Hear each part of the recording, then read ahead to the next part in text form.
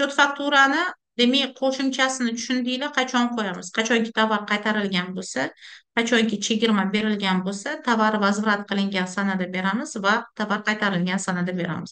Endi yana bitta счет fakturani turi bor. Mana pastni qaraydigan bo'lsanglar, qo'shimcha faktura bu hozir ko'rganimiz возвраты yoki chegirmada ha, qo'yiladigan.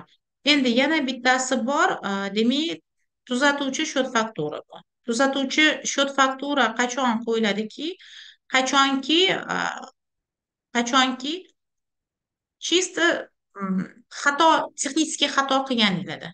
Masalan, mana shu topshirilgan faktura edi. Bu topshirilgan faktura edi. Mana shu bir emas edi, 10 edi. Bitta nol tushib qoldi. Texnik xatomi? Ha, texnik xato. Demak, 10 bo'lishi kerak edi va summa ham o'zgarishi kerak edi. Bunaqada orqaga qaytishim kerak bo'ladi va tuzatuvchi faktura turini tanlab, demak, man rostmana bo'lishi kerak bo'lgan narsani yozishim kerak edi. Masalan, men bitta 13 million 800 dan tam 10 qilishim kerak edi.